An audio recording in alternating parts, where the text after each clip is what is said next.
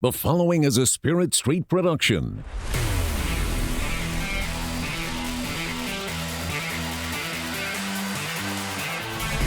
You've discovered your link to the Powercat Podcast, presented by Fridge Wholesale Liquor.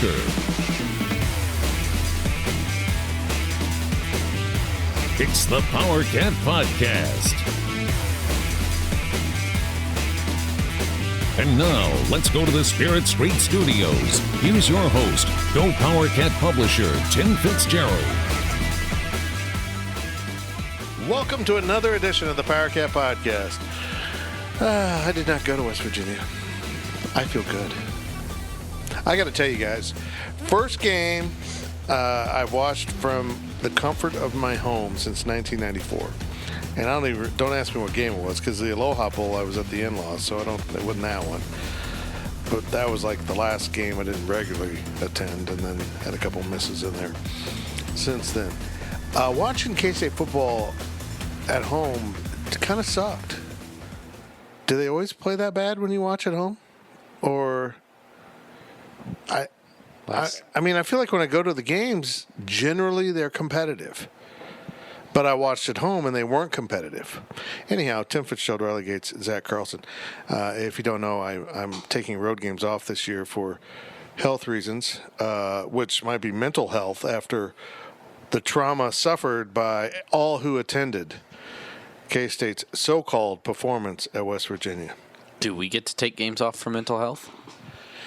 If they lose at Baylor, maybe. Yeah, that's the next road game. Of course, K-State returns home to play a Texas team that suddenly looks like a Texas team. Texas is back, folks. They're back. They might actually be back. Yeah. We'll see. We'll find out. I don't know, and I'm not sure what's going on with Kansas State. That was ugh. This is not a good football team. Just execution issues, Fitz. Just execution issues. Yeah. Consistency. Yeah. If they keep playing this way, I'm going to want someone to execute me, so I don't have to watch any more of it. This is not a good football team. This is not a team that is bowl worthy or going to be able to accomplish bowl eligibility playing this way. And they better damn well turn it around real soon. Texas at Baylor, Oklahoma State. Got to win at least two of those three. Gotta. Because then you go to Oklahoma and TCU and back-to-back, and you're going to lose those. And then you have a little bit more manageable games in there, although all of a sudden Texas Tech looks real.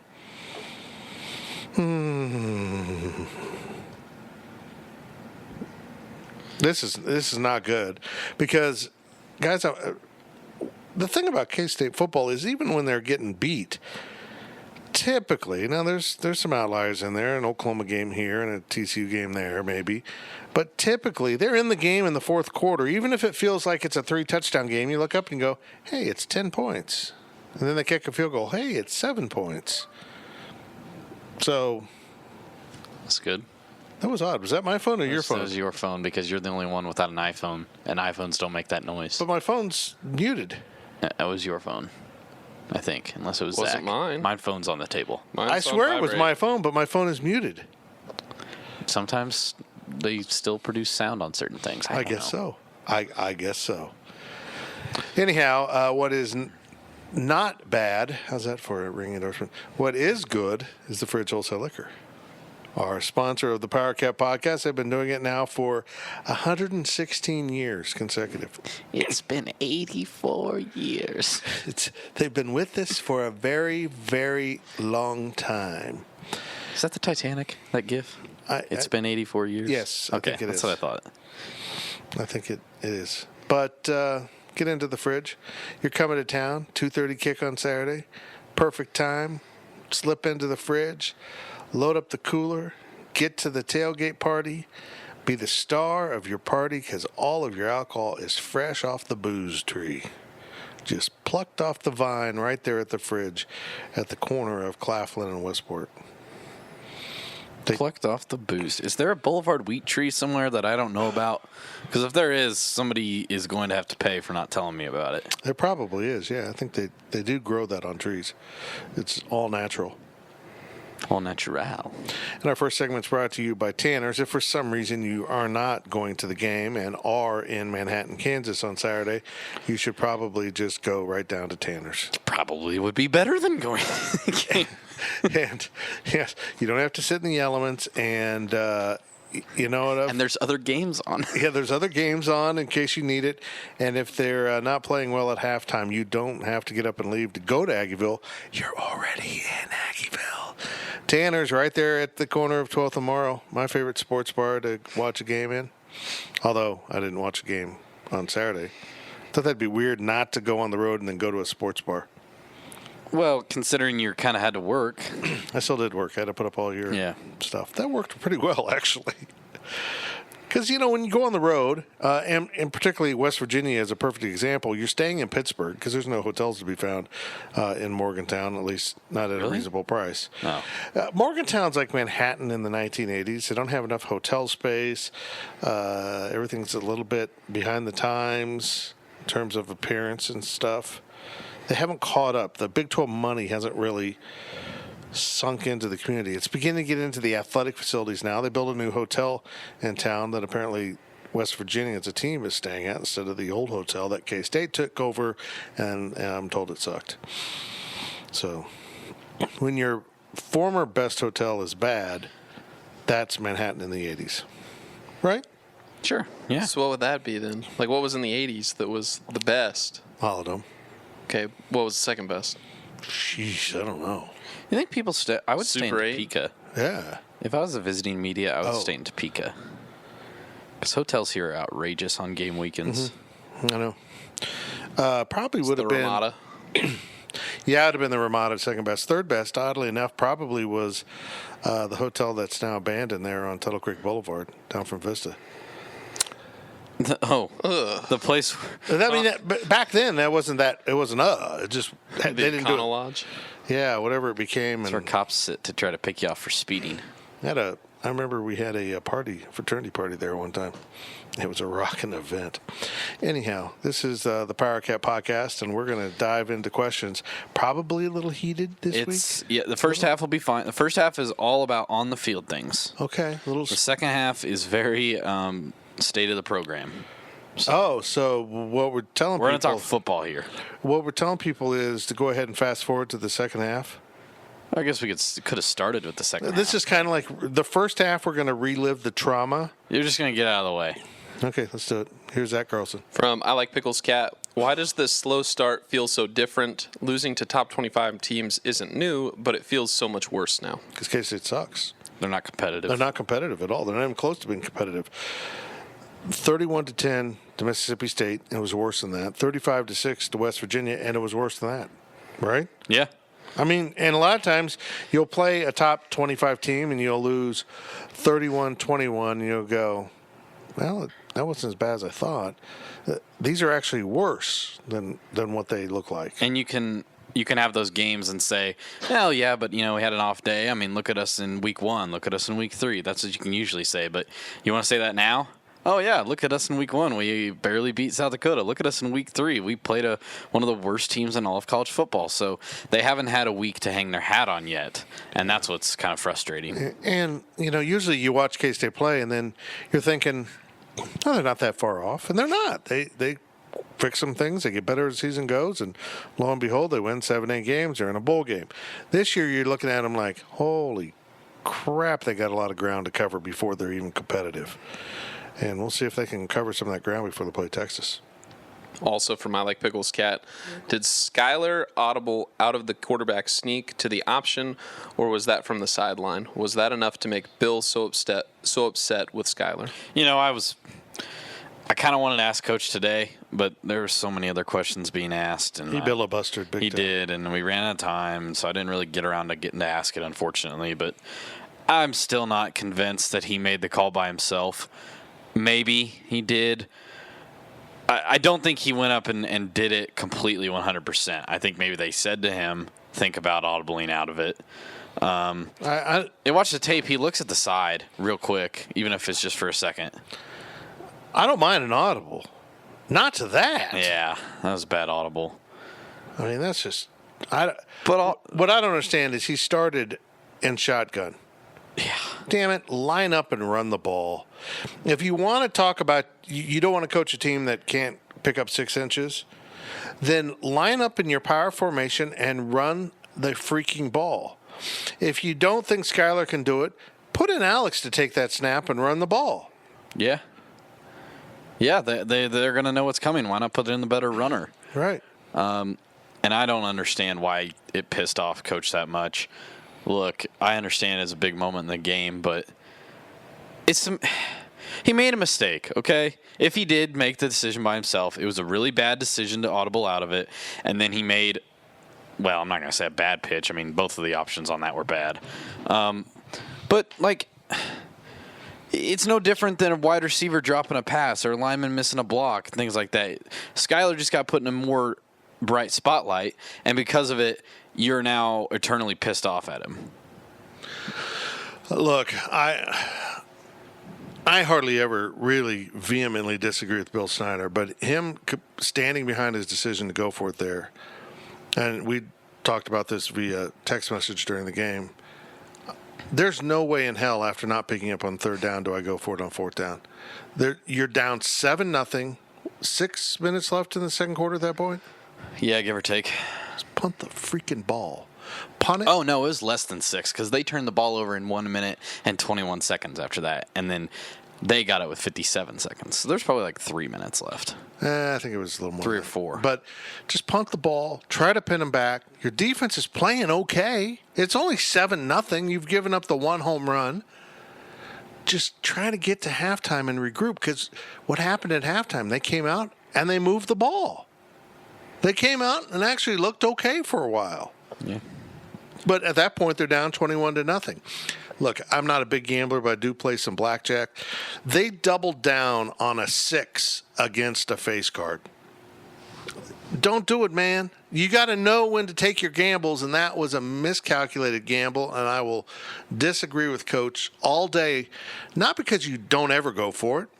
I would say K-State football almost always goes for it. But not when your offense has been that dysfunctional. Somehow you're only down 7-0. You're getting the opening kickoff of the second half, and you just want to get to halftime. And that decision, because here's why. Maybe it's still 21-0. Maybe it's 14 or 10-0 at halftime. But you made it damn easy to beat 21-0 because you gave a good opponent good field position again. Kick the ball, just play the long game, get to halftime, regroup, and I'm telling you, if you get that game to halftime at 7-0, you get the ball and you go down and score a touchdown, you didn't just tie the game. West Virginia's like, what the hell is going on? We're kicking their ass, and look at the scoreboard. I disagree. He made it sound like he's going to go for it every time, and even if you go for it 80% of the time, 90% of the time, 95% of the time, that was the time you don't go for it in my book. Right then. You didn't pick it up. You weren't good enough to pick it up on 3rd down. Why risk that? Why? I don't get it. From Wildcat Wabash, based off of the press conference, it seems painfully obvious that Snyder wants Delton to be the quarterback. What are the odds he's starting next week? Seems pretty high. Strong. Well, let's be honest here. K-State Online, our competition, has posted to their customers. Someone put it up on Twitter that Alex will start. I don't know. It seems out of character for Coach to announce on a Monday who's starting, but maybe he's just made up his mind. Did he necessarily announce it to the team, or did he tell Alex and Skylar and word leaked? Well, that'd be weird if that happened. Man. That's bad if you get that leak. But anyhow, so that's out there. I would guess he'll start.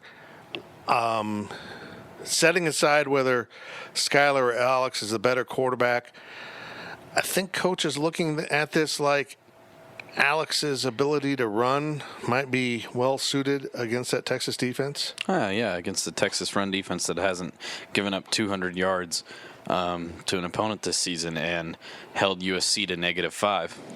Well, USC doesn't have very good players. They can't recruit. You can't recruit to LA. It's a bold strategy, Cotton. Let's just put it that way. We'll see. We'll see what happens. Also from Wildcat Wabash, why is Coach so hard on Skyler? He's an incredible passer and has no weapons on offense to work with. I don't have an answer for this. I don't get it. He's never been that. Oh, yeah. I mean, Not particular Snyder 2.0, but, man, Snyder 1.0 would. no, I just meant on Skyler. Yeah. I don't get it. Even last year after Oklahoma State, he praised him, obviously, but he wasn't. Does he just not like him? I don't. I wonder if there's things going on here that we don't quite get. There has to be. That it's pre-snap decisions and that kind of thing. So that we're not seeing, because statistically it wasn't a bad performance. The offensive line played better, they want to claim. I don't see it. Numbers, okay. I don't care if you hit the right chip block on a third down or whatever. That doesn't mean you played better. It might mean it plays better to you. To me, you only played better if you got good numbers on the sheet, because that's what you're there for.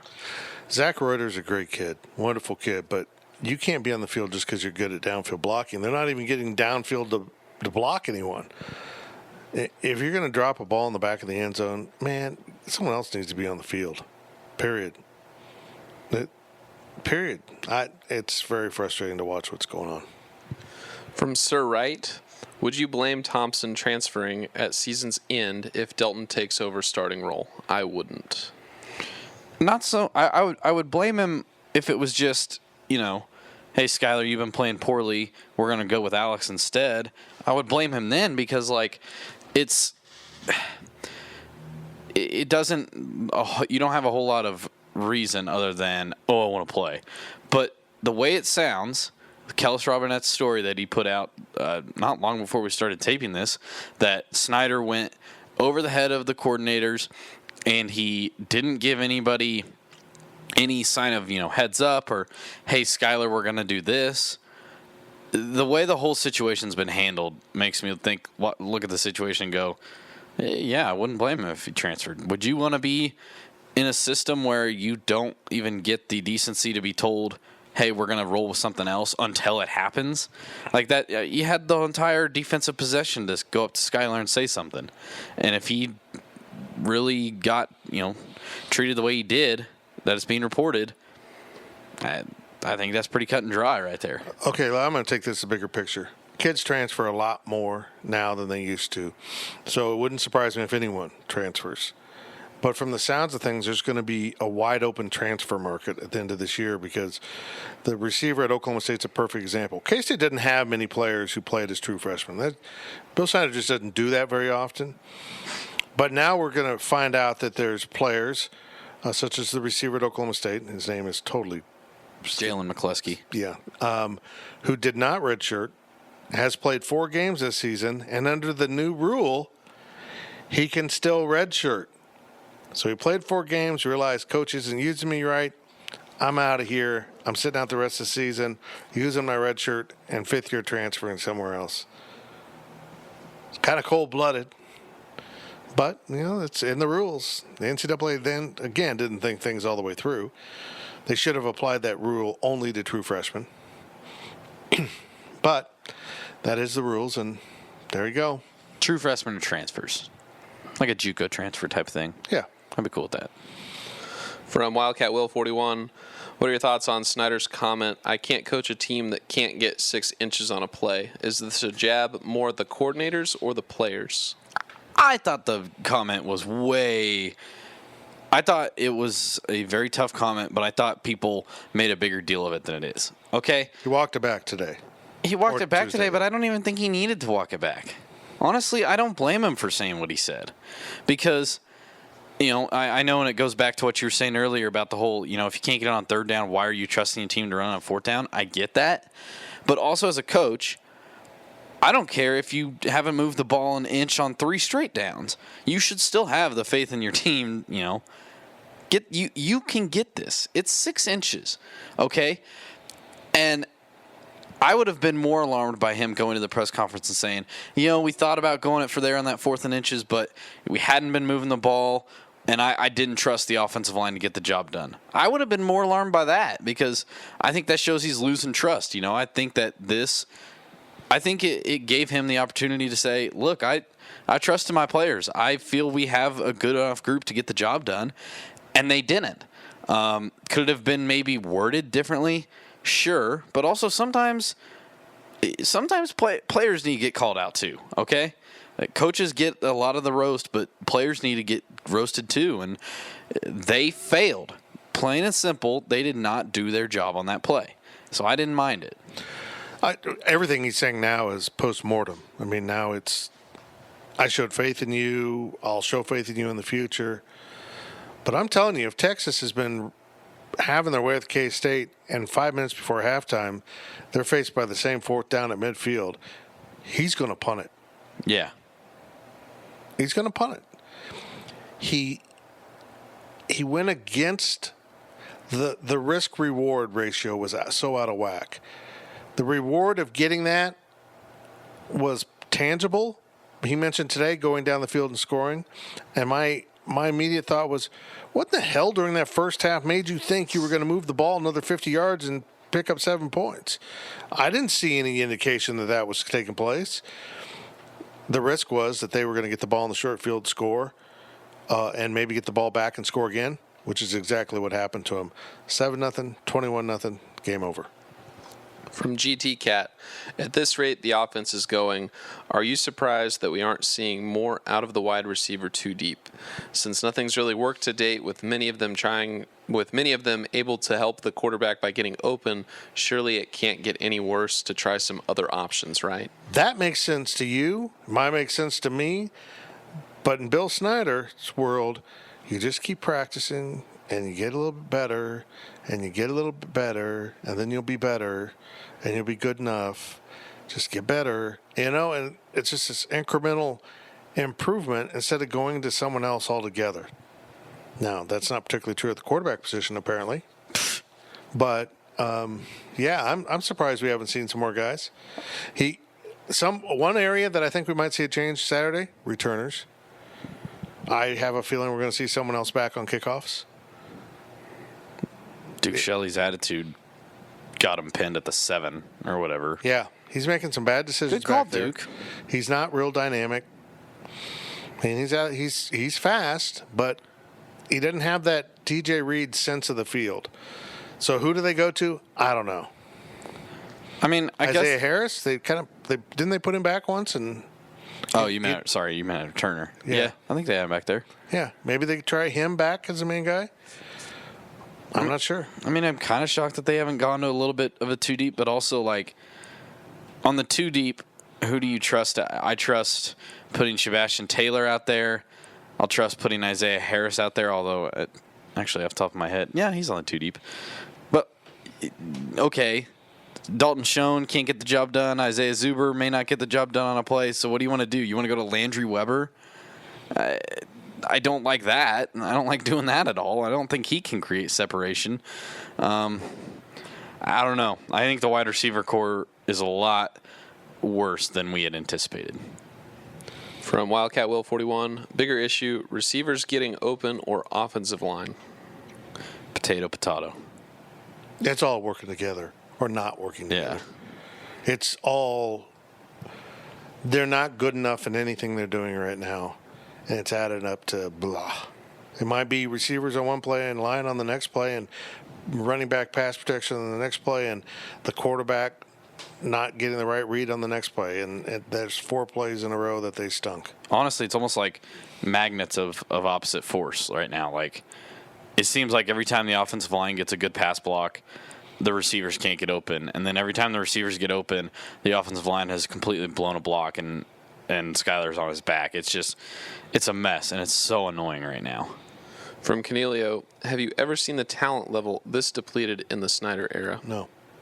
Not 2.0, for sure. No, and that's the thing that we misdiagnosed.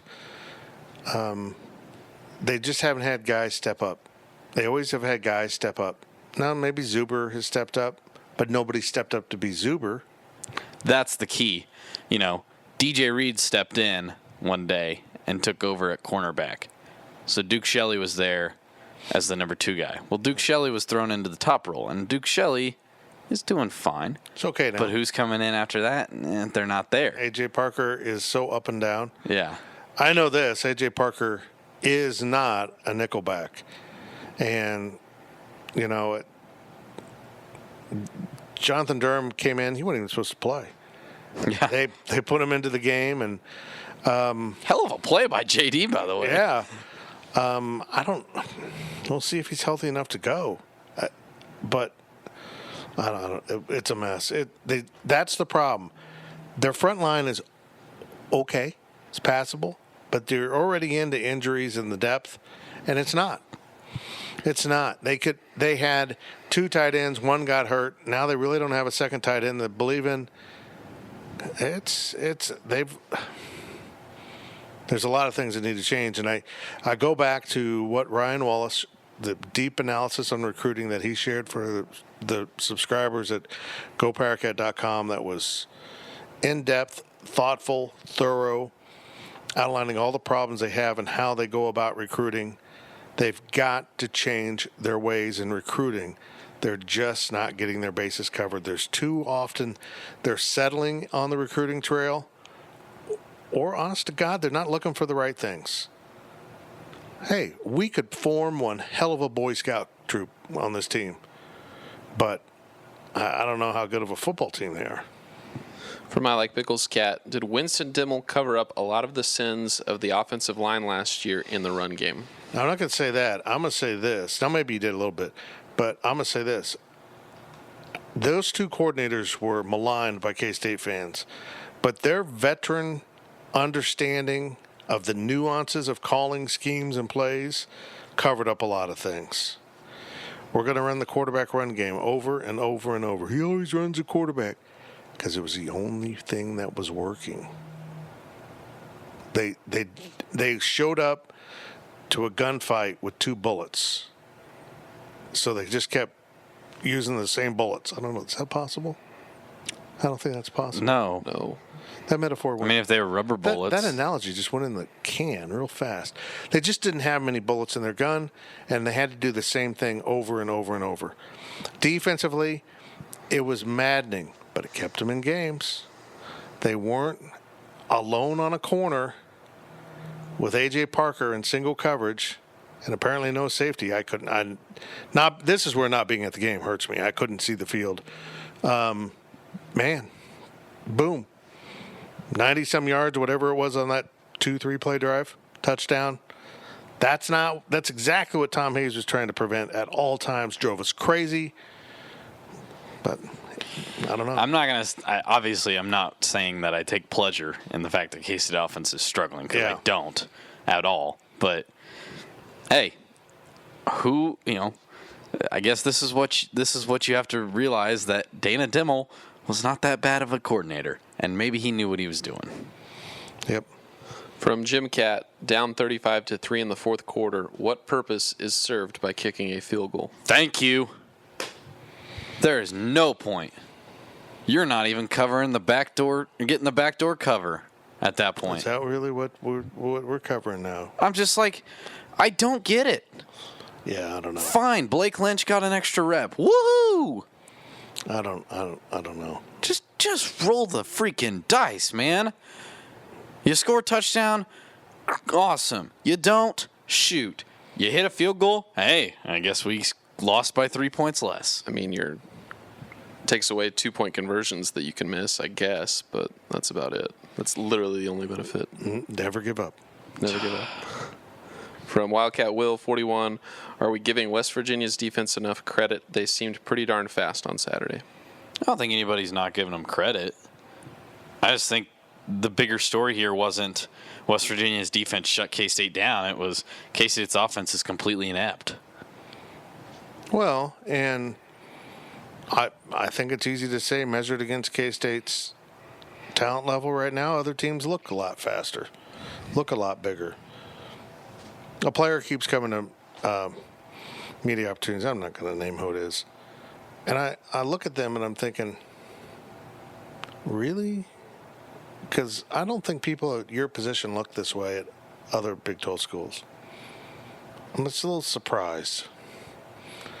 I think it's time to realize that this isn't an overly talented team. Yeah, there's some great players on it.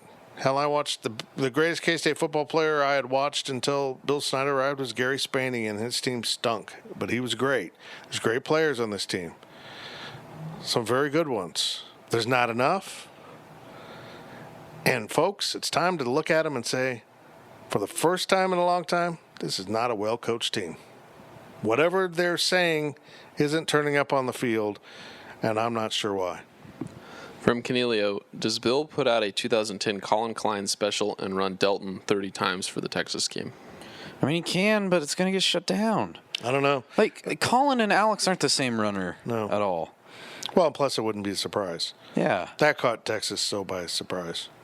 Look, I love Alex as a runner, and he can throw the ball fine, but so many times he'll drop back in the pocket, and then he'll do that. He has a good pocket. It's a safe pocket. And he'll run out of it. And he's already 9 yards deep. And then by the time he runs 7 to 8 yards forward, that's great. He's run 7 to 8 yards. But he's not even back to the line of scrimmage yet. You can't run the quarterback draw 40 times. He'll snap in half. For my like pickles cat, how long should we be patient with Andre Coleman? I don't feel comfortable putting the blame, saying, man, this offense sucks because it's Andre Coleman. But also at the same time, this is essentially the same offense and a different coordinator.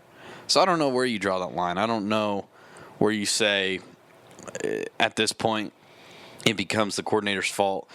At this point it becomes the player's fault. I mean, you got to wait the whole year before you make a solid judgment on it. I mean, yeah, you want to see a lot more immediate results, but also to want to jump ship 5 games in or whatever is just not fair. Yeah, it's 4 games in. It's been bad, but hey, maybe he'll find his footing and get everyone on. I don't think it. The problem here isn't just that they're not calling good plays. I don't think they're fine-tuned. And, I mean, preparation comes into that, so we'll see. Last question of the first half from David W. Katz. Is the fact that we have turned the season around the last couple of years a hindrance to actually doing it? They seem to be resigned that it will happen. That's interesting. That's a great point. Yeah. I think that's kind of the mindset they're in. I mean, I posted on Twitter on Saturday, we're 2-2. I had this team at 3-1 at this point, although it was a lot different 3-1 than this football team.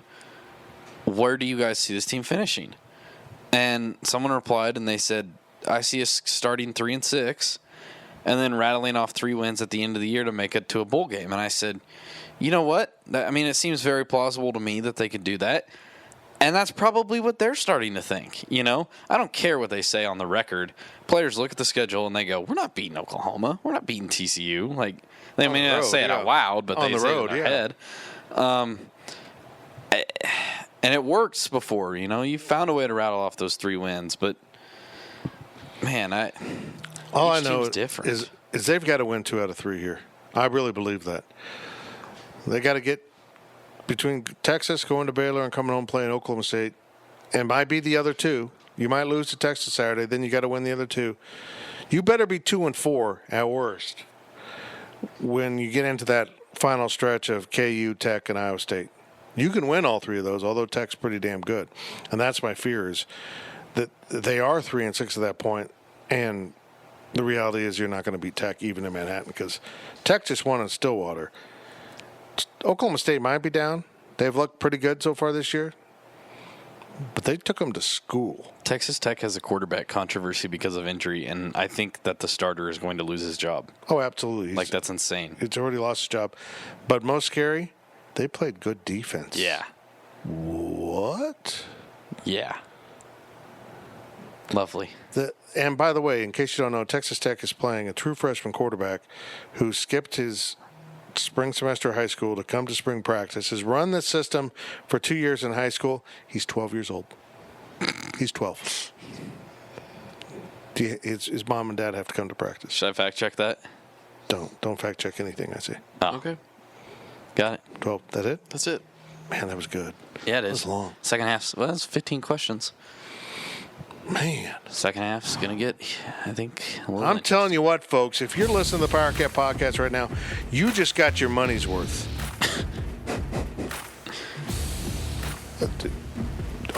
Technically, yes. Yeah. Technically, yes. Technically, we could suck and you're getting your money's worth because it's a free podcast.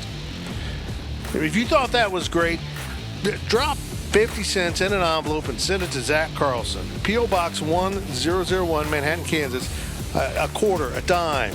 Help Zach Carlson. Feed the hungry. He did a great job of reading questions there. Didn't screw up once. You folks don't know how many times you got to fix Zach's screw-ups. That's rare. Don't fact check that one either.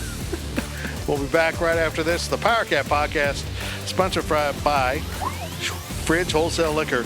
And that first half, of course, is brought to you by Tanner's. The Powercat Podcast continues shortly.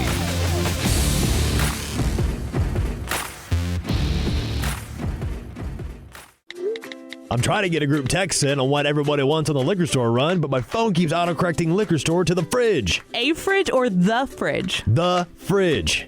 It just did it again. Well, the fridge is more than just a liquor store. The fridge has over 3,000 wines in stock, the area's largest selection of spirits and craft beers. Plus, they're back-to-back winners of Beverage Dynamics Retailer of the Year. Oh, I get it. Wow. Smartphone. Autocorrect your next liquor store visit to the Fridge Wholesale Liquor, 1150 Westport in Manhattan. Online at fridgeliquor.com. For more than 20 years, there's only been one reliable source for exclusive and unmatched premium K-State sports news content. It's GoPowercat.com.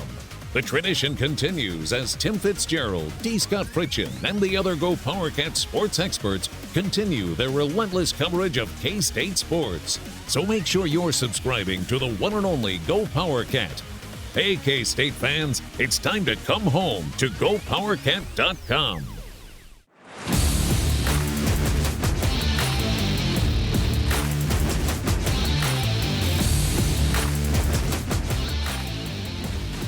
We now return to the Powercat Podcast. Welcome back to the Powercat Podcast, sponsored by Fridge Wholesale Liquor, here at the world headquarters, the new world headquarters. Coach Snyder sent me a very nice note about my health, and it went to the old world headquarters. So I didn't get it till last week, but he sent it. Oh, is that what you were talking about that Yeah. there? We were like, Coach opened the door, and we could hear him. Yep. We couldn't see him. And then we heard Fitz. We were talking cancer. Not the horoscope sign. That'd be weird. That's me. Are you? Lame. God, having cancer is lame now. The second half of the podcast is brought to you by This is you. This is your... Wahoo Fire and Ice Grill. I got it right this week. You sure did. Good for you. Wahoo! I was in there on Saturday night. Stopped in. Saturday night? Nah, Friday night, excuse me. Stopped in for a late night drink, although I didn't have a drink. I was the designated driver. Guys, I'm not real good at the designated driver assignment. It's boring. Yes, it's boring. And I wanted to participate in the reindeer games, and I felt like Rudolph. I was not invited to do so. I had to stay sober. At one point, I was like, I'm going to drive home, park the car, take an Uber, and come back down and game on. And then I hem-hawed around for like 10 minutes. I'm like, screw it. You know, I could have been home now, get in an Uber all the way back down. But no, I'm still here, just watching you drink. With a red nose. With a red nose. Damn it. Man, I mean, that's like the first story you learn as a child that involves body shaming. The not fellow Pinocchio? reindeer shamed him for being an oddity. It's just tough when you go out with your friends and they're all drinking and you're like, I can't, or I don't want to, or not necessarily don't want to, but like when you're trying to be smart, like you were, obviously trying to be a DD, I've had instances where friends come down on a Friday night before game and they ask me to go out, and I was like, okay, well, I mean, I'll go out with you, but I'm not going to, drink like you drink because I'm trying to have work tomorrow, and then you're awkwardly standing in a bar where everybody's hammered. And you're like, I want to go home. And you're like, I'm just not feeling it. See, I was caught on the in-between. We went out, and we went to a fine Aggieville restaurant. I'll just say it. They're friends with all of our sponsors. Celtic Star. Had a little food there. My wife and her sister had some drinks. That was the plan. Then we decided to go say hi to our friends at Wahoo. So we walked down Morrow and went to Wahoo, and, they had a drink, and then they wanted another one. And I'm like, oh, man. I know where this is going. Golly. Hey, I got good news for everyone out there. I learned today that Aggieville had stopped doing the buses from Aggieville out to the football stadium this year because Adabus is running out of the park. Well, I guess that hasn't gone so well, and the Aggieville businesses decided they want the buses back. So they have banded together again. So buses will be rolling from Aggieville to the stadium on Saturday. So you can get down to Aggieville, do your pre-gaming. What's the weather supposed to be like Saturday? Do we know? I haven't even looked. Might be raining. Let me ask really? Siri real quick. So, yeah, why don't you look it up there on Siri. the... hey, Siri.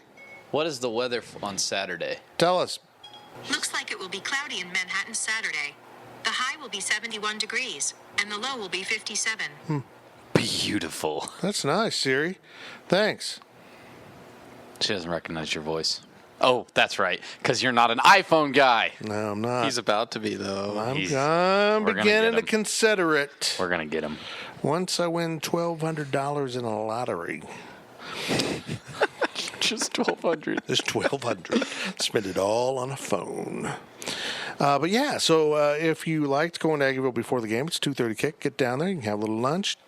That's my kind of tailgating. I'm not a tailgater, guys. I don't want to stand around in a parking lot. You know what I would do if I was down there? What? For a pregame? Yeah. I would go to Tanner's, and I would eat, have a drink or two. Then I would move down to Wahoo. Wahoo? And I would do some mini beer shots there and have some fun. And then I would go into the high-low and grab a slice of pizza for my way out. Yeah. Here's the problem I have with that. One time I had Royals tickets. And they weren't just Royals tickets. They were Diamond Club tickets, 4 of them. And it was a rain delay game. So I was standing down the plaza, and we started a pregame at one bar. And the rain delay was going on, so we moved our pregame to another bar. By the time they decided to play the game, we were all too drunk to drive. And we ended up not ever using. You burned Diamond Club tickets? Because the game started like 2 hours late. Fitz, you could have just gotten. You could have just gotten drunk for the same price at Kaufman. I know. It wasn't. See, this is the problem, guys. I'm like a race car that has no brakes. Man, What? you get me up to speed, I ain't slowing down, brother. There ain't nothing slowing down. I'm going to keep going until I hit a wall. Fair. That was a good metaphor. That was not like the 2-bullet crap I tried earlier. You limped through that one. So get into Wahoo if you get a chance when you're in town. They're great. Hey, the Raiders are signing Matthew McCrane. Matthew McConaughey? Shut up. Really? He's from Texas. Sorry, I didn't mean to. Hold on. Did you say the Raiders? Yeah. So now we have 2 K-State players on the Raiders? Yep. For God's sake. Thanks. Shout out to Jordy Nelson for helping me win my fantasy game this weekend. My God. So that's 4 K-Staters in the Bay Area That's true. for the time being. For the time being. Here we go. More questions from Wabash Station. Rallygate says this is more touchy-feely crap. It is Bill Snyder-esque. Oh, here we go. Here's Zach. From Monica, this question is in reference to the Reed Niver tweet. How much truth is there in it? It seems like Bill almost has a nostalgia for the old days and has been unable to move outside that way of thinking. Why has Bill not kept up with the times and how football has changed? Look. Do you want me to read the tweet? Yes, real quick? but let me point this out. I was astonished by the tweet, not simply because it was a former player, This dude was on the coaching staff last year as a student assistant coach. He was in the press box. He was in the coaching booth. He had actual input into the game. And then he tweeted this after the game. I have no reason to dispute anything he said. He has since deleted the tweet, but it lives on for those of us smart enough to screenshot it, including Riley Gates.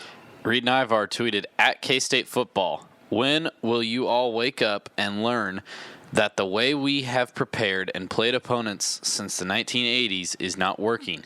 Times have changed, ... Yikes. Ouchie. It's not wrong. The most troubling thing I saw on Saturday, West Virginia knew every audible. They changed their defense with every audible. Mm-hmm. And as Marcus Watts will say over and over, none of that has changed. Come on, man. Really? You're not good enough to line up and beat people. I know that's the dream, that you could just run your crap and you can blow people off the ball, but you're not able to do that. So do something else. I mean, I hate to break it to Reed and Monica. Monica's the one that asked that one, right? Yeah, Monica. They're not going to change. It's been 27 years. It's 2018 now, and they haven't changed. They're not going to change. Coach does not like to change. I mean, the fact that he at one time said that the former Vanier Football Complex was, quote, the best football complex in the United States tells you that he's just adverse to any kind of change, because what they have now is so much better. It's just less convenient for him and maybe the players. You can't just step out of your office and go to a meeting, but it's infinitely better for preparing a football team and for recruiting. It just is insane. Nothing can change. And that wasn't true of Bill Snyder the first time around. He changed his entire offense to fit the skill set of Michael Bishop. And now he is making all of his players do the same offense instead of altering anything. It's crazy. You know, we do have a former player who's our football analyst, so he's out on the road because his new job makes him travel a lot. But Marcus Watts, you're on the phone with us. You read Reed Nyvar's tweet, and I think you have a little bit different take on it. What do you think? I'm not sure what to make of Reed's tweet. I'm not for sure what he's talking about. I don't know if he's talking about the way they actually play the game, like trying to run the ball and manage the clock, or if he's talking about they prepare so hard that they're tired before Saturdays. I don't know. As a former player, I don't believe in any of that stuff. You know, you're a 20-year-old man, 20-year-old college student. You have more energy than anybody. So to say that you're tired when it comes to Saturdays, or to say you're worn out, I just don't believe. And then when it comes to the spreading out of the offense and throwing the ball 50, 60 times a game, that's just not how Coach Snyder does things. And I don't think that's a way to be successful anyway, because let's see here. Alabama doesn't do that very much. Even Clemson doesn't even do that very much. And, they've won the national championship for the last couple of years, so I don't understand it. K-State won a Big 12 championship doing exactly what they're doing today. It's just right now their offense is terrible. They just are out of sync. They don't know what to do. They don't have an identity. So it remains to be seen, but I don't understand Reed's tweet at all. Thanks, Marcus.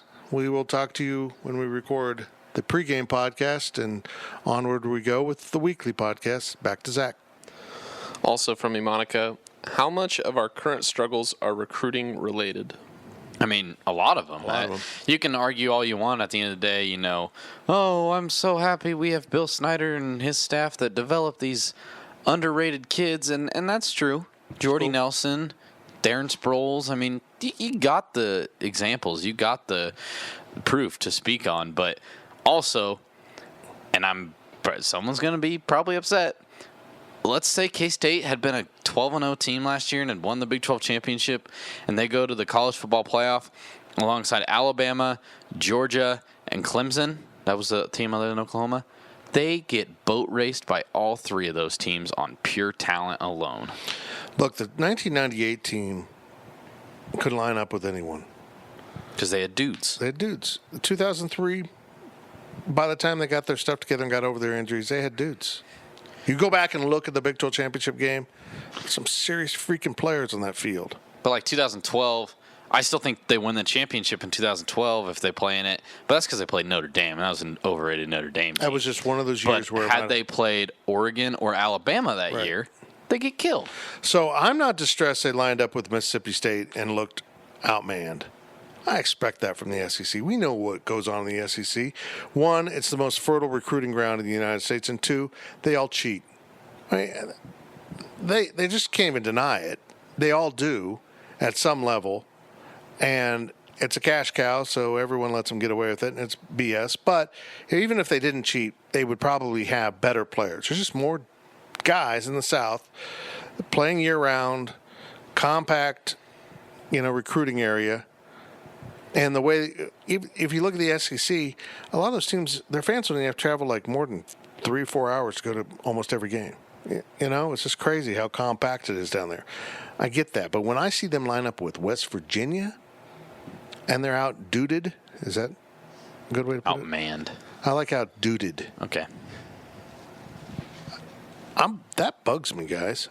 I'll take it from Texas. I get it. That's Texas. They get dudes. Oklahoma, maybe. West Virginia?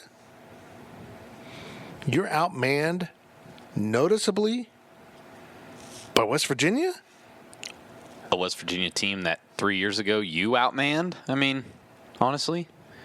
Man, something's going on.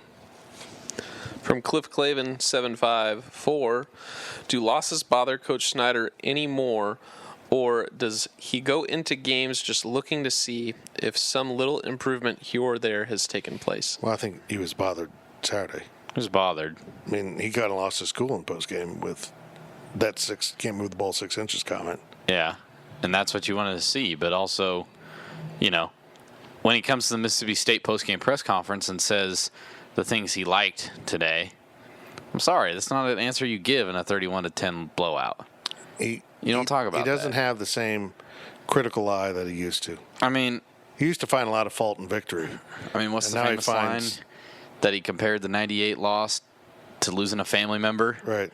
And now he's talking about the nice things they did. They got a little bit better today. I mean, it's just kind of the change that he's had over the years. The problem with 2018 is a little bit better ain't going to get him much. Mm-hmm. They got to get a lot of it better. From Canelio, I get people want Bill to retire. I'm in that camp as well. He's had his time here. Do you see or feel that fan apathy in terms of fans simply not showing up later on this season would hasten any decision? No, Bill's going to do what Bill Snyder wants to do. And there's a lot of people out there that think that's fine. We're going to have a real generational meltdown here. There's an older set of fans, older than me, who remember how bad it was for almost all their lives. And he could go do whatever at midfield, and they can offer, and that's fine because they've enjoyed the run. There's the people in the middle who have seen both sides of it and appreciate K-State football. And I'm painting myself and my generation as the all-knowing because we've seen both sides of it. And we understand what it took to get better, but we also understand that it can be sustained with the right hire. The facilities are better. The tradition is there. The Powercat is respected. You can recruit to Manhattan, Kansas. I will not accept that as fact. Absolutely not. That's the biggest load of crap ever. It is a load of crap. You have direct flights now into the richest recruiting ground in this part of the country, right into the DFW. Right in the middle of player after player after player that are helping lesser programs become good. And frankly, not to go on a side note, but frankly, if you can't recruit, even if you had to go into Kansas City and drive in, I understand the whole go by KU thing. Right. Recruiting's recruiting. Okay? Right. I don't believe that many kids are going to make their decision based on that. I don't care. That's a side note. If you're a football player, you want to go past Lawrence. And then there's the younger generation who doesn't get it, doesn't get the context. And honest to God, they're a little bit spoiled. And if it's going to be 6 wins, that's not good enough. And that's a little troubling to me, too. So, like I said, I'm painting my generation as the all-knowing. The fact that there's open seats in the student section for Mississippi State bugs the hell out of me. I mean, for years, we begged to get someone like Mississippi State to come in, and now it's not even worth going to. Come on. Come on. But I'll kind of play. But there is apathy. Times have changed. I just sat in front of a 52-inch screen. I think it is. I don't know what my TV is. 51, 52, 53. It's big. It's big. I mean, if you're counting by the inch, at that point. Yeah. Does 1 inch really matter? Yeah, it's all the same. Hey, and I was in my recliner, and I had snacks. No halftime ice cream. We didn't either. Oh, man. But I get it, man. It was nice. Now, I feel like, as someone who's been in the press box and I'm spoiled by that, I felt like I missed stuff. But I get it. But I'll argue a little bit. I'll fight for my generation a little bit. Where you say that, unless I misunderstood what you were saying, that people my age complain about 6 wins and that's not enough. I like that. 6 wins shouldn't be. Yes, it's fine. You go to a bowl game. But if K-State finishes this year 6-6, are we really going to be happy? No, I get that. But it's almost like they almost treat it like that's just. I mean, I think that should be 2-10. the expectation, bare minimum expectation. Right. And I considered 2015 a failure. Yeah. They were 6-6, got embarrassed in a bowl game that they really shouldn't have been in. But you had open seats the second game of the season. That's troubling. So I don't know. We're into a generational thing, but I'm going to say this: nobody's going to tell Bill to retire. He's got to come to this decision on his own, because Gene Taylor can walk into his office and say, "Bill, don't you think it'd be best to retire?" And it doesn't matter what he said. If Bill doesn't want to do something, if you don't know this yet, folks, as a K-State fan, Bill Snyder ain't going to do it. He's not. He's just not going to do it. And I don't know if he's holding out for Sean or if he's holding out for himself or he doesn't want to retire. I don't know what the reason is at this point, but he's going to retire when he wants to. And if it comes after back-to-back non-bowl seasons again, baby, that's what it is. But I don't want to see him do that, but he's not. He's not going to quit. He's not, because quitting is quitting to him. Never give up. From TN Cat, will Gene Taylor have to have a discussion with Bill regarding what's best in the best interest of the program, or will Bill make that decision on his own and announce his retirement at the end of the season? Thanks, Fitz. You're welcome for the answer. Yeah, I mean, he will. He'll go in there and talk to him. He talks to all of his coaches, But the only time he's ever going to go in and say, Bill, don't you think? The only time he'd say that is if, they went bowlless for 3 straight years and Bill said, I'm going to keep going. I don't see you. That's when those discussions would start to take place. If this team goes 2-10 and loses to Kansas, yeah, he goes in and has that discussion. Right. 3-9 beats Kansas, maybe he has that discussion. Are we putting the bar of expectation at beat Kansas? Riley, the team I'm seeing right now, that is a real concern. No, I understand that. What I'm saying is, are we really is only beating Kansas what's going to cause Gene Taylor to either do or don't march into Bill Snyder's office? I think so, because it just means it's absolutely bottomed out. And I mean, I'd argue that 3-9 beating Kansas is just as eequal to 2-10 losing to Kansas. I would feel that way too. I'd feel 4 wins, 5 wins a reason to say, Coach, because this wasn't the year that this was supposed to happen. Yeah.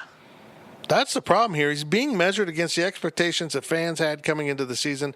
Yeah, DJ Reed and Byron Pringle left early for the NFL, and Winston Dimmel transferred to play for his dad or an SEC school. I'm not sure which. But fans still thought this was going to be a 8-win team, 9-win team. You saw it out there.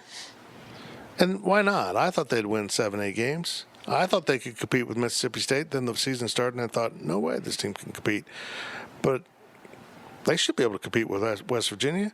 Should be able to compete with Texas and Oklahoma State. We'll see. From Junker Cat, are there still people that don't think it's time for Coach to hang it up? Oh, absolutely. Yeah. Absolutely. There are people out there who will ride to the very end with Coach. And I'm not there yet. I mean, I'm not to the point standing here right this second definitively where I say he needs to retire. I mean, but let me tell you, it's getting there. Those fans are also this way. They will say Coach can retire whenever he wants to retire, but then in the middle of November when it's a little bit cold and they got something else on their schedule, they're not going to come to the game. Mm-hmm. But they would if it was a 9-win team. Right. But Coach can retire whenever he wants to. See, folks, it's a business. No matter how you want to look at it, the health and well-being of the football program is essential to the health and well-being of the athletic department at Kansas State. This is what they lean on. This is what it's all about. And I'd argue the university to an extent. Exactly. I mean, attendance at K-State has peaked because of football. It's the front porch to your university house. And the front porch has been pretty attractive. Less attractive. Maybe there's other factors in there, tuition and all that stuff, but enrollment's dipped. I just look at this from athletics, though. You got to be healthy in football if you're Kansas State for multiple reasons. One, it pays the bills. Two, you don't want to be in a downtrend next time realignment hits. No. From me, Monica, looking back in Snyder 2.0, if you could have picked a time for Bill to retire again, when would you have picked? Either 2012, 2012, except for how bad that Fiesta Bowl was. I want to say 2014. You can go 9-4, but it kind of ended a little bit sour. I don't know. There hasn't been like a great time to call it quits, I honestly thought he Last would do year. 5 years. I thought 13 would be it. That's when I started predicting he was going to step aside. But here we are. Here we are, year 10 of it. Probably the Texas Bowl. That was a great bowl game. It was a solid team. Yeah. Then last year. I agree with 2012 or 2014, though. I don't know. Riding off into the sunset on a Big 12 championship would have been Pretty ideal. good. That would have been ideal. But he's got himself in a catch-22 here. Why leave then when you're good? Yeah. But he doesn't want to leave when they're bad. That's the thing. He's determined to hand it off in better shape than he did last time, and yet when the program's in better shape, he doesn't want to hand it off because he wants to coach the team. He keeps thinking he's going to get that last chance at a national championship. So if they go 4-8 this season, I don't want to hand it off to them. That's the same thing I did last time. He's got himself in a little circle of logic here that is only going to end badly, unfortunately. From MBCat, where do the big donors stand? Are they ready for a coaching change like most of the fans? So tough to Well, there's some big donors that I haven't really talked to. There's some newer big donors that I don't really have. I know them, but we don't BS about stuff. But other donors, yeah, they're ready. Yeah, and they're ready for whomever. They want to have a full search. But there are some out there. I know one or two people that I'm thinking of off the top of my head here who have literally said that they're in that camp of coach gets to go when coach wants to go. Right. And I can't say that these people are top of the food chain donors, but they're also not low. So everybody's going to be different, I guess, because every donor is going to have their own approach to it. 4 wins might knock some of those people off the forgiving whenever he wants to go fence. Last question of the second half from Garcat 12761. Will we salvage this season with at least a winning record? Back to this. Got to win 2 of the next 3. Oh, I want to say yes, but I can't confidently say it. Mm-hmm. I think they'll get Baylor. I think, and I was confident. The ones I feel good about: Baylor, Kansas, and right now Iowa State's probably a better chance to win Iowa State now than it was at the start of the year. Yeah, Iowa State's so up and down. I watched them play against Oklahoma. I thought, hey, they're all right. But then Oklahoma, I know Army's an outlier and it's a weird offense and they do it. But maybe Oklahoma isn't that good. Maybe UCLA's awful. They beat an awful UCLA team. Yeah, so, maybe. I mean, gun to my head? No way. Well, winning record? Yeah. That means 7 wins. Yeah. That means you have to win 2 of these next 3. That means stealing one of those Oklahoma TCU games. Yeah, you could win. You can win 2 of the next 3, and then win your last 3 with Tech and Iowa State, Kansas, and get to 7 wins. Oh yeah, I guess you're right. But you're right. That doesn't leave you much room for error. Like that Oklahoma State game before the year was a win. I was confident they were going to win that game. Now I'd be shocked if they won that game. I look at it this way. You can always beat Texas because Texas opens the door for that. They just have a history for that. Whether they're good or bad, they just have a history of taking games off. But I don't see K-State beating Texas right now. I just don't see it. I don't think this program's healthy enough, and I think Texas feels really good about themselves. Will I be stunned if K-State wins? No, but I'll just say that I think Texas is going to win. And by double digits on Saturday. That's just my early prediction. But can they win at Baylor? Yeah. Can they beat Oklahoma State in Manhattan? Yeah. Can they beat Tech and Kansas in Manhattan? Yeah. Can they win at Iowa State at the end of the season? Yeah. Those are all very winnable games, even for a team that's struggling like this team is. They can get a little bit better, and I feel like win those 5 games. Now, win them all? Who knows? So it's out there. It's tangible. But if they get smacked again on Saturday, they haven't just lost 2. They've lost 2. Like, at halftime, it's over. That's not Bill Snyder football. Those are rarities. Those are outliers. Those happen, but not very often. But these are happening, and they're happening because this is not a good football team. Period. It's not about getting a little bit better every day right now. They better have a leap forward to start making some progress here. And they're capable of it, but they're also beaten up at some key positions. And again, it gets back to the recruiting, and they don't have any depth, and yikes. Hey, that's a positive note to end on. Don't worry. The overtime, we get to have a little bit of fun in the overtime. Good. We could use it. We've had 2 very sad segments. Well, look, I'm going to tell you what I believe. If you want someone to sugarcoat it, you come to the wrong guy. When times are good, I say times are good. Times are bad. It's time to look inward. And I'm not calling for Bill Snyder to be fired, retire. I want the season to play out. Yeah. Let's stop saying, well, it's time he goes. They lost at West Virginia. He's got to go. Well, there's 8 more games this season. Let's see what happens.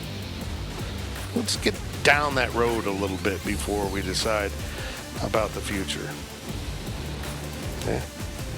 It's going to happen sooner or later. It's going to happen at some point. Let's hope he doesn't tarnish how he's remembered in the long term. The gang will return with more of the Powercat Podcast.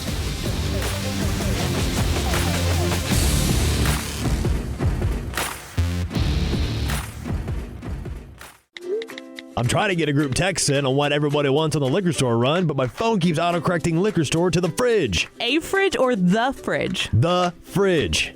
It just did it again. Well, the Fridge is more than just a liquor store. The Fridge has over 3,000 wines in stock, the area's largest selection of spirits and craft beers. Plus, they're back-to-back winners of Beverage Dynamics Retailer of the Year. Oh, I get it. Wow, smartphone. Autocorrect your next liquor store visit to the Fridge Wholesale Liquor, 1150 Westport in Manhattan. Online at fridgeliquor.com. For more than 20 years, there's only been one reliable source for exclusive and unmatched premium K-State sports news content. It's GoPowercat.com. The tradition continues as Tim Fitzgerald, D. Scott Fritchen, and the other Go PowerCat sports experts continue their relentless coverage of K-State sports. So make sure you're subscribing to the one and only Go PowerCat. Hey, K-State fans, it's time to come home to GoPowercat.com.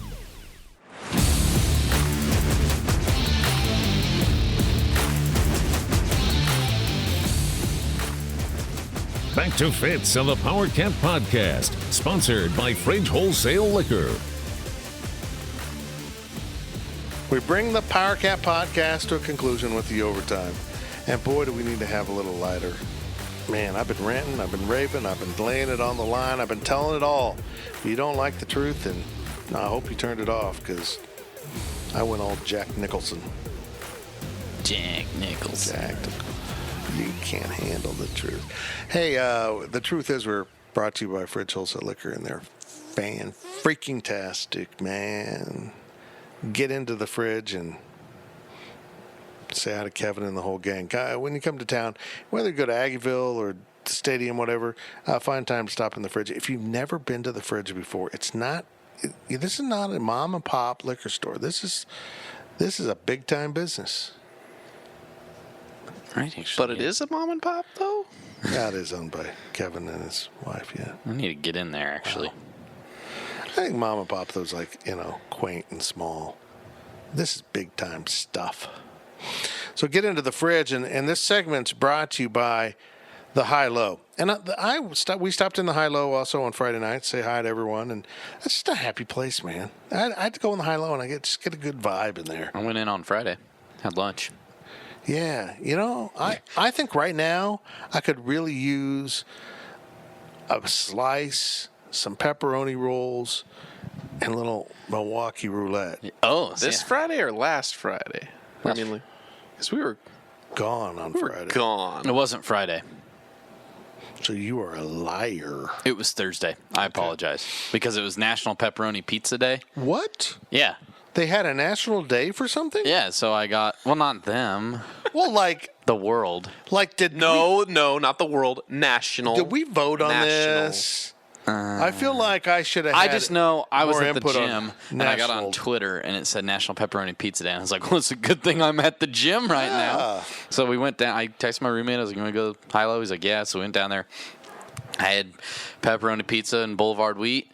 He had pepperoni and something else. And I said, you should play Milwaukee Roulette. And he's like, What's that? he said a word in there I probably shouldn't say in a podcast. What is that?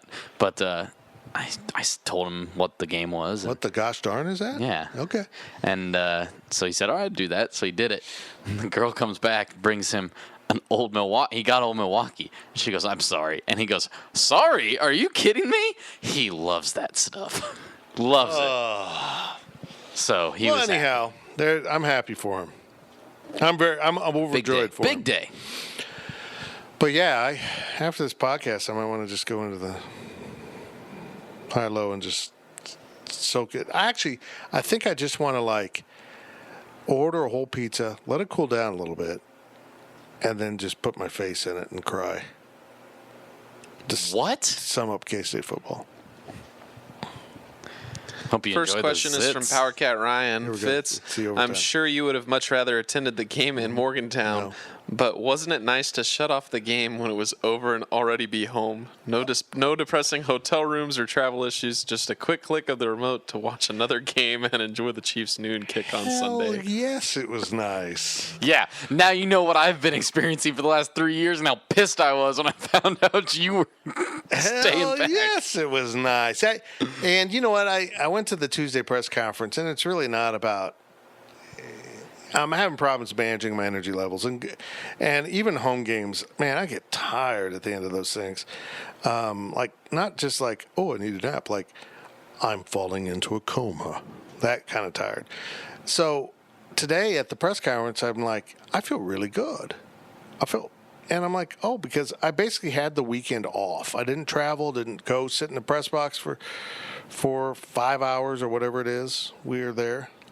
So, yeah, it did. It was nice. And it's going to help me get through this week, and I need that. The Longhorns are coming to town. The eyes of Texas are upon you. Did they bring the glorified cow? No. Wait, what? No. I think they should. I think they should just bring it's not a cow, okay? They can't bring a live animal in there. I would love it. I don't think you can bring your live animals when you go on the road. I would have my buddy Garth Gardner slaughter that thing and serve steaks.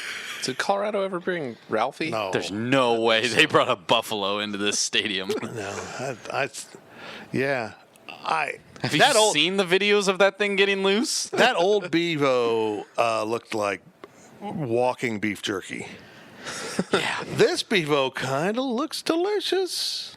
Let's call up Garth. Got a younger Bevo. I bet you Garth could bring us a Bevo. I just want Matthew McConaughey to come. He's on the man crush list. All right. Yeah. I'm good to see you, man. But you bought a Dodge Durango Well, instead of a Lincoln. I'm not into the Lincoln class yet of purchasing. Oh. They like Yet. their cars a lot. Yet. Like he's going to get there. Exactly. I'm an optimist. One day when Fitz sells the company. For $1.50 and some Doritos. Next question. This is from, regrettably, Parker Gates. What a jerk. Which of these coaches fine would question. turn the K-State program around? Here we go. Jimmy McGinty from the Replacements, Nate Scarborough from the Longest Yard, Bud Kilmer from Varsity Blues, or Coach Klein from the Water Boy? I think it's a good question. Then you can answer it. Wow.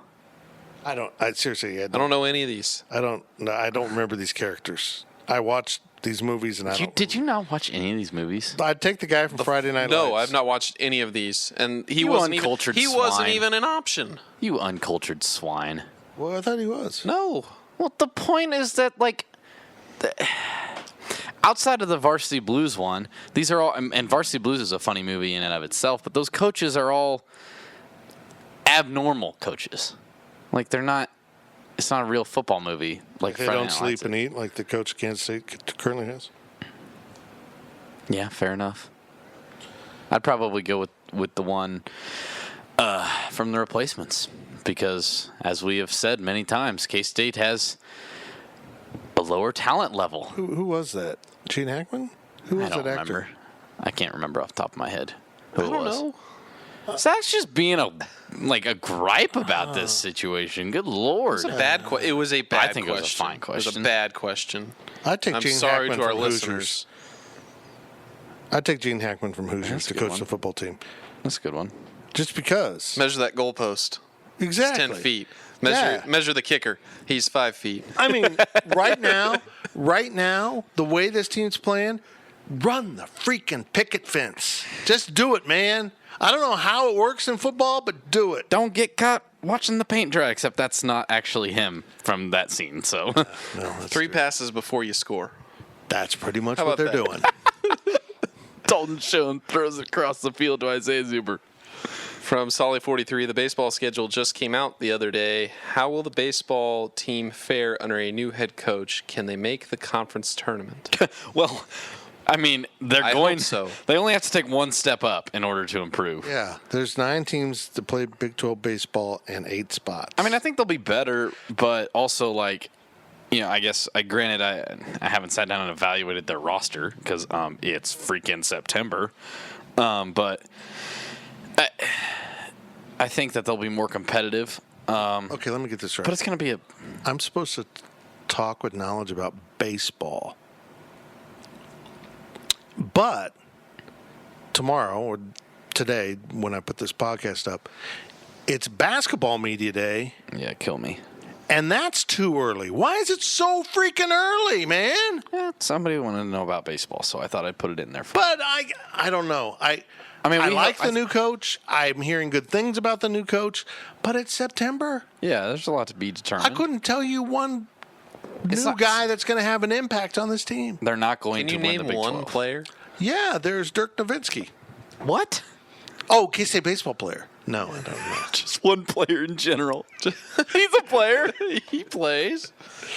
From I Like Pickles Cat, I heard about a secret scrimmage with Oregon happening in Bramlage at some point. Has this happened before? These are horrible secrets. Apparently, Kellis just casually drops on Twitter that they're gonna secret scrimmage Oregon. I'm like, nice scoop, dude. Yeah, this is the new thing. Guys, it happens all the time. Yeah. They've been doing it for years. Yeah. You could play 2 exhibition games, and a number of years ago, I mean, it goes back to Frank Martin. Right. They allowed you to schedule 1 closed door Division I scrimmage. The thing about it is, they're not supposed to promote it in any way. They're not supposed to leak stats in any way. They're literally supposed to just play it and not say anything about it, which is so stupid. What I don't understand is this. So clearly someone inside the basketball program or the athletic department or something like that leaked that information to Kellis. Right. So why did they do that? Well, they wanted it out in the press. Why did they want it out in the press? They want the fans to know about it. What's the point of the fans knowing about it? If Kellis can't write a story on the game because we can't go watch it and report on it, you can't buy a ticket to the open or the closed door scrimmage because it's a closed door scrimmage that quote unquote is not happening. What's the point of leaking that information? But then after the game, they'll leak out that so and so scored 23 points. Yeah. Look, this falls under the same heading as recruiting information. So they can't publicly promote it. You know, you can't publicly talk about recruits. But they can back channel information. Hey, we're talking to this kid. Hey, we're going to play Oregon. So, yeah, they can't publicly promote it, but at least there's a benefit for funneling information on recruiting. Yeah, I don't get it either. I don't understand the point of funneling this kind of information. I don't. Yeah. From Ema Wattberger. Whoa! Oh yeah, he left out left out the A. Yeah, that sucks. Do you think that the preseason hype for the basketball team is pulling attention away from the football team and keeping fans out of the stands? No. People aren't not showing up to the football games because of how good the basketball team is. Because in 2015, people were not showing up to the football games, and the basketball team was bad. So, plus, it's not like you're K-Staters, no matter how good the basketball team is, still will not fully buy into basketball season until football's over. Yeah. That's just the culture. Yeah. Yes. Yes. That's my job. I was trying to think of something to add, but I couldn't. From Freud's 101, what the heck happened with DJ Thorpe? How did we miss? I have no idea. I mean, I knew it was going to break when I was on the plane. I literally texted people. I was texting Billy from the SMU site and everything, and I was like, you guys know he's going to commit to K-State when I'm on the plane, right? And what do you know? He committed on the plane, but he did it to Cal. I don't know. I mean, I posted some thoughts I had on the situation on the boards when it happened, but I don't understand it. From what I try not to hit too much deep info here, but from what I understood, it was down to SMU and K-State. Cal was maybe in there, but SMU was the favorite, and then SMU freaking blew it because Jank decided he needed to go watch somebody else play instead of this kid. Backed out. What I don't understand overall is how you lose a recruit to Cal. I don't get it. He doesn't have ties to Cal. Sure, it's a better academic school, but I don't want to generalize every player, but to me, kids are committing for basketball. Right. School's second. There's a couple, but yeah. I can't really not 4-star centers. And I don't know.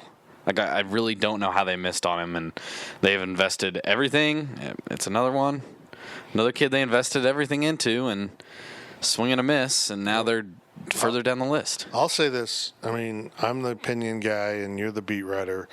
They have painted themselves into a horrible corner right now with recruiting. This isn't a normal class. This is a foundation class. You're losing your last foundation class. This class has got to count. And they've swung and missed on virtually every kid they've gone after. And one commitment. Frankly, you cannot look at a single kid that's out there right now and feel confident. No, not after this. 'Cause that was a sure thing by my thoughts. Yep. There's been multiple ones. And all the ones they've missed on, DJ Thorpe, Mario McKinney, etc., that's where they invested their time. Mm-hmm. So you know what they're going to get now? The leftovers. I kind of like leftovers. If it's meatloaf, I'll eat it. Yeah. But if it's a 2-star guard, probably not. It's an incredible analogy. That one was actually worse than the 2-bullet analogy earlier. Huh. Goodness.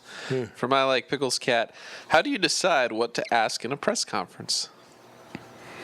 Well, I mean, obviously, kind of depends on what you're writing.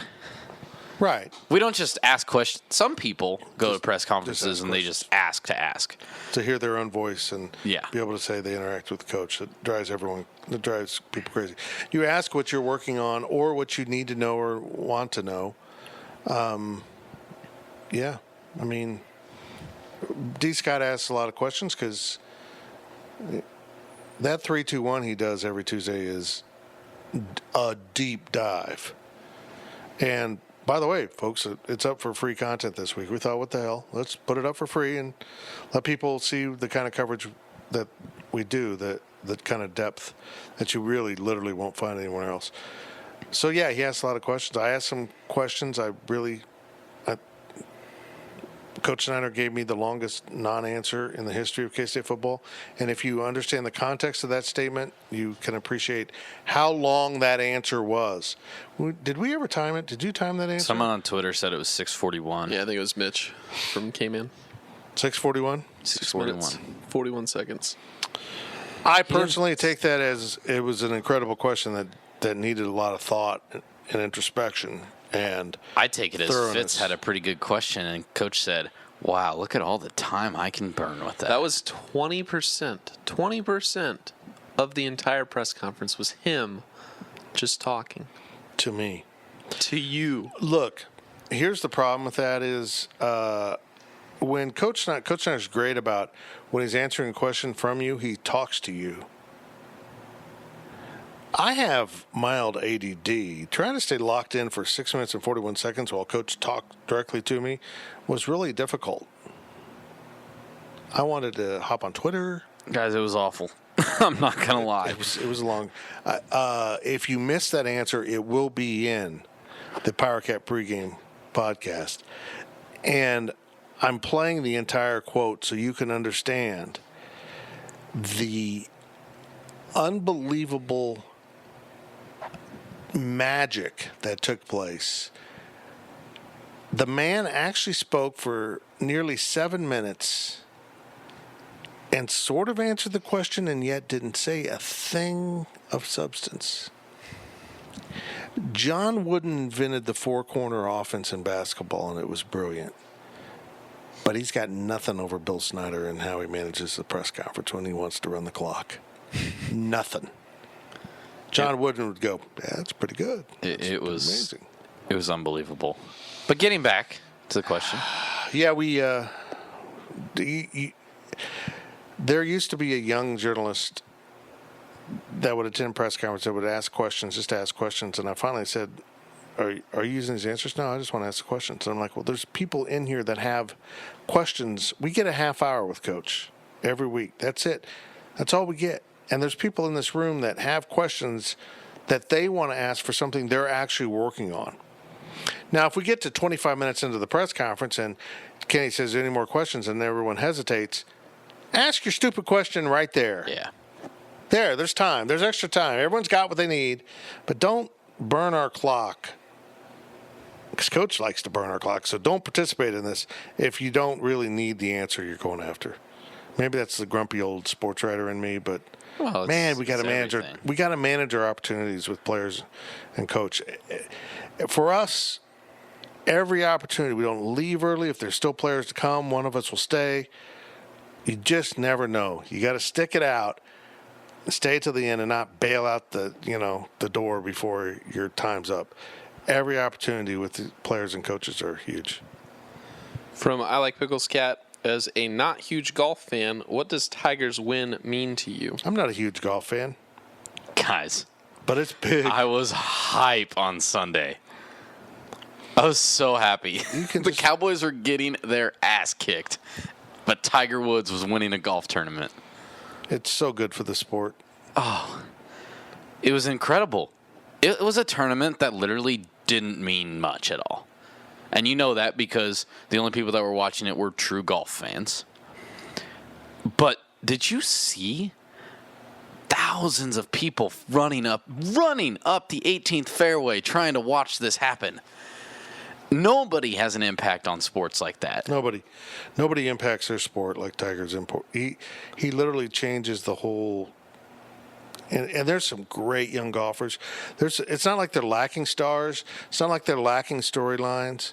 But there's just something magical about Tiger. And I finally grasped it recently when he was in contention, and I actually turned it on. And I'm like, I never watched golf, and look what I'm doing. Duh. He's an incredible.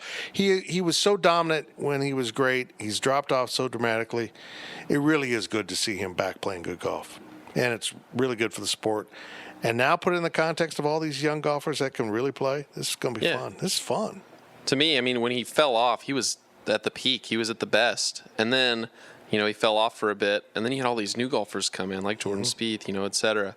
You have all these young golfers. And now Tiger, who's struggled and struggled and struggled and couldn't ever be healthy enough to play with these guys. Now he's back, and now we get to see him compete against, honestly, the best that golf has ever been. Now, Tiger fans can be over the top, too. The dude's doing the snow angels in the bunker. Did you see the video of that? Tiger? No, a fan. Oh. No, I didn't.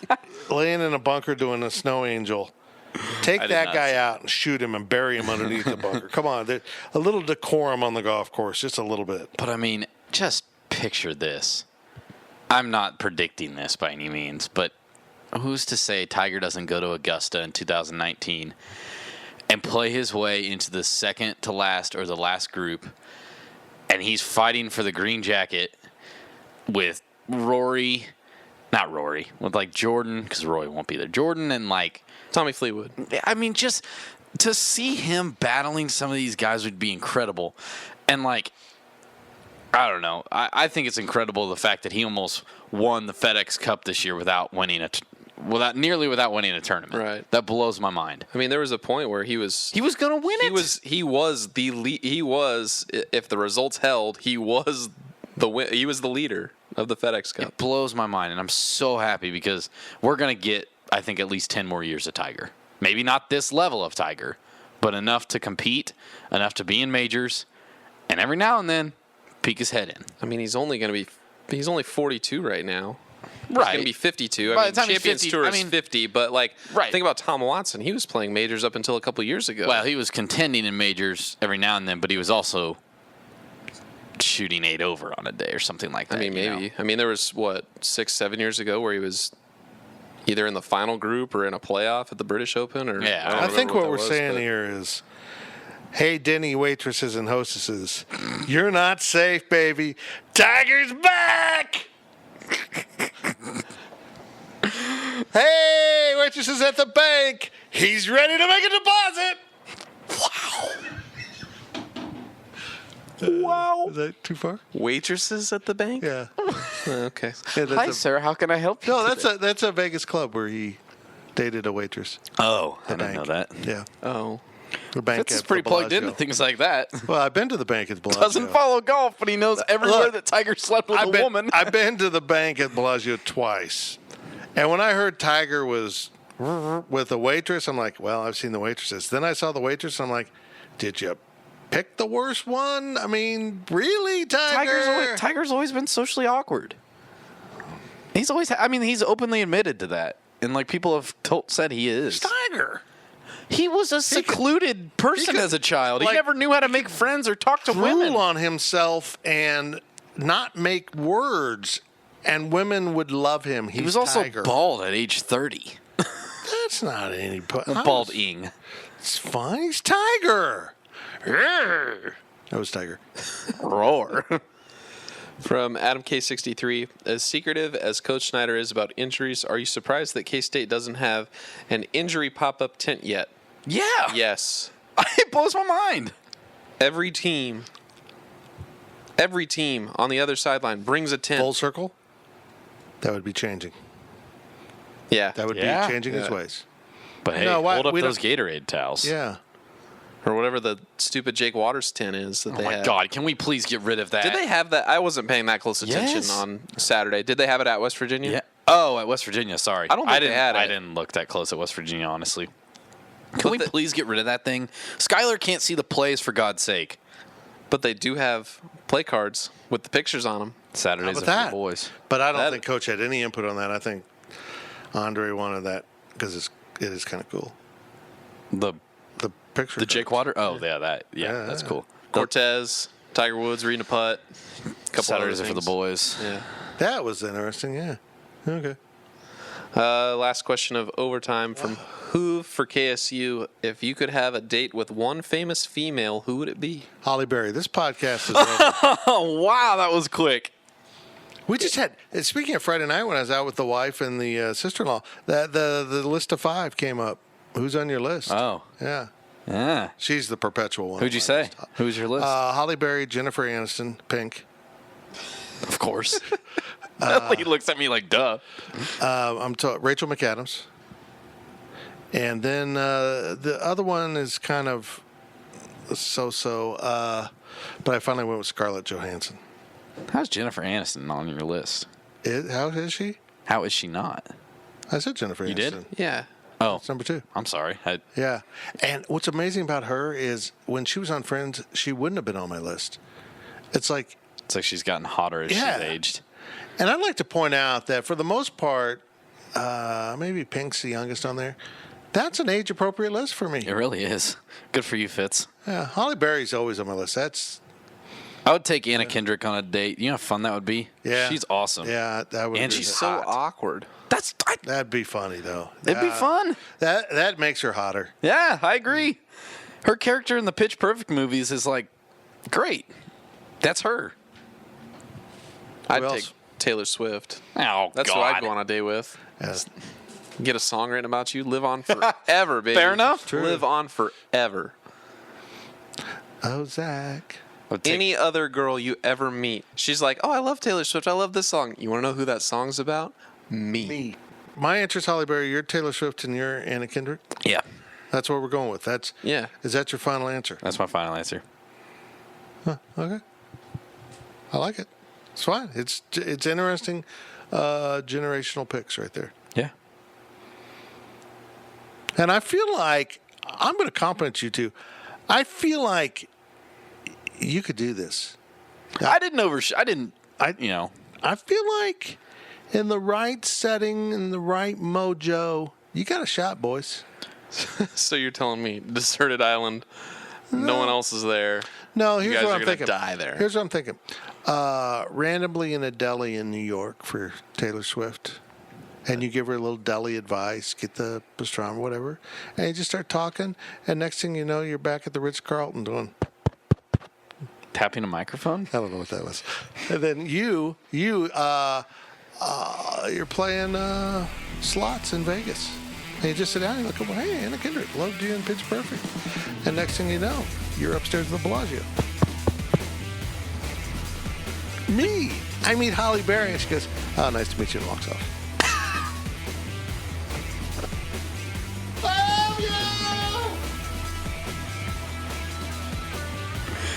Oh, my God.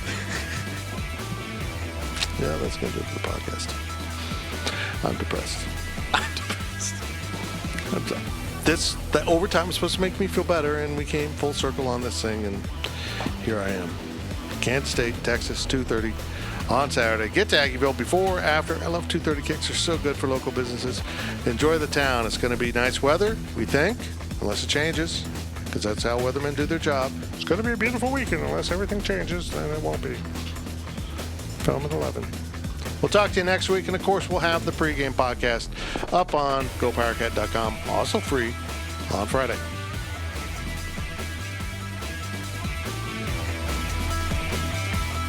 Powercat Podcast. All rights reserved. GoPowerCat.com and Spirit Street Publishing.